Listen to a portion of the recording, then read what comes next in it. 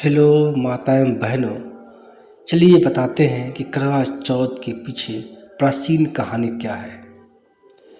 करवा चौथ की कहानी देवी करवा अपने पति के साथ तुंगभद्रा नदी के पास रहती थी।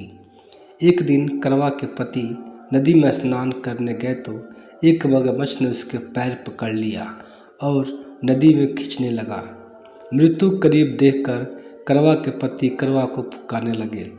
करवा दौड़कर नदी के पास पहुंची और पति को मृत्यु के मुंह से ले जाते मगरमच्छ को देखा। करवा ने तुरंत एक कच्चा धागा लेकर मगरमच्छ को एक पेड़ से बांध दिया। करवा के सतीत्व के कारण मगरमच्छ अपने कच्चे धागे में ऐसे बांध दिया कि टस से मस नहीं हो पा रहा था। करवा के पति और मगरमच्छ दोनों के प्राण संकट में फंसे थे। करवा ने यमराज को बुला पुकारा और अपने पति का जीवन दान देने और मगरमच्छ को मृत्यु दंड देने के लिए कहा। यमराज ने कहा, मैं ऐसा नहीं कर सकता क्योंकि अभी मगरमच्छ की आयु शेष है और तुम्हारे पति की आयु पूरी हो चुकी है। क्रोधित होकर करवा ने यमराज से कहा, अगर आपने ऐसा नहीं किया तो मैं आपको शाप दे दूंगी।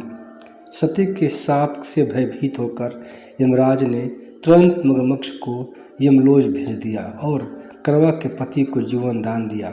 इसलिए करवा चौथ के व्रत में सुहागिन स्त्रियां करवा माता से प्रार्थना करती हैं कि हे करवा माता, जैसे आपने अपने पति की मृत्यु के मुंह से वापस निकाल लिया, वैसे ही मेरे सुहाग की भी रक्षा करना।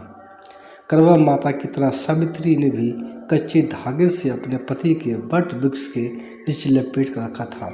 कच्चे धागे में लिपटा प्रेम और विश्वास ऐसा था कि यमराज सावित्री के पति के प्राण अपने साथ लेकर नहीं जा सके। सावित्री के पति के प्राण और यमराज को लौटना पड़ा और सावित्री को वरदान देना पड़ा कि उसका सुहाग हमेशा बना रहेगा और लंबे समय तक दोनों साथ रहेंगे।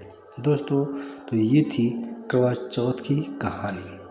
अगर पसंद आया हो तो कृपया इस वीडियो को सब्सक्राइब और शेयर करना बिल्कुल मत। धन्यवाद दोस्तों।